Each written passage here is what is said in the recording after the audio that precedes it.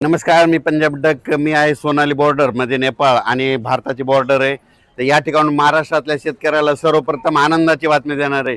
महाराष्ट्रातल्या सर्व शेतकऱ्यासाठी आनंदाची बातमी. यावर्षी महाराष्ट्रातल्या शेतकऱ्याची मिरगी पेर होणार आहे, म्हणून ही सर्वप्रथम शेतकऱ्यासाठी आनंदाची बातमी.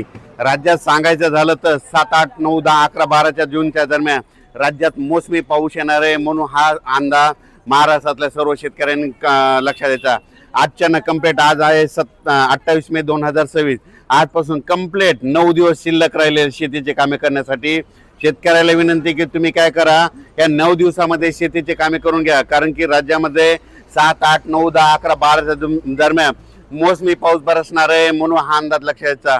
आणि सर्वप्रथम सांगू इच्छितो की राज्यामध्ये सांगायचं झालं तर की हे जे मोसमी पाऊस आहे, तर खरं तर पाहिलं तर काय होणार आहे, 31 मे पासूनच 31 मे 1, 2, 3, 4, 5 जूनच्या दरम्यानमध्ये पूर्व विदर्भ, काही भागात पश्चिम विदर्भ, दक्षिण महाराष्ट्र, उत्तर महाराष्ट्र, कोकणपट्टी, खानदेश, मराठवाडा सगळीकडे काय होणार आहे, काही भागामध्ये 1 जूनला येईल, काही भागात 2ला, काही 3ला, काही 4, 5, 6, 6 जूनपर्यंत दररोज वेगवेगळ्या भागात चांगला जोराचा पाऊस पडणार आहे, म्हणून हा अंदाज महाराष्ट्रातल्या शेतकऱ्यांना लक्षात यायचा.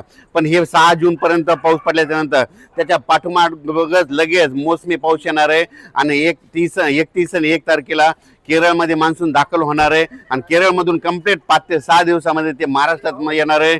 म्हणून ही सर्वप्रथम महाराष्ट्रातल्या शेतकऱ्यासाठी आनंदाची बातमी. माझी सगळ्या शेतकऱ्याला विनंती, आजच्यानं कंप्लीट 9 दिवस शिल्लक राहिलेले आहेत. तुमचे कामं करण्यासाठी 9 दिवस आहे. तुम्ही शेतीचे मशागतीचे कामं करून घ्या, कारण की राज्यामध्ये पावसासाठी खूप पोषक वातावरण आहे. इतकं वातावरण असं कधीच पोषक नसतं, पण काय झालं, यावर्षी उन्हाची तीव्रता जास्त असल्यामुळे यावर्षी खूप पोषक वातावरण तयार झालं. आणि यावर्षी सगळ्यात महत्त्वाचं यावर्षी लवकर पेरणीचा योग आहे. मिरगी पेर होणार आहे.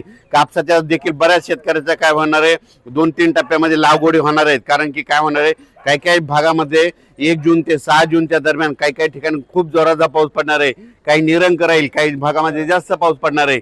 म्हणून हा अंदाज महाराष्ट्रातल्या सर्व शेतकऱ्यांनी लक्षात घ्यायचा.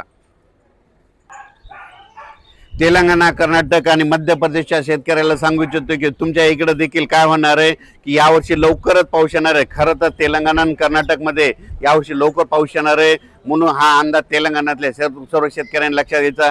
कर्नाटकच्या देखील सर्व शेतकऱ्यांनी अंदाज लक्षात घ्यायचा.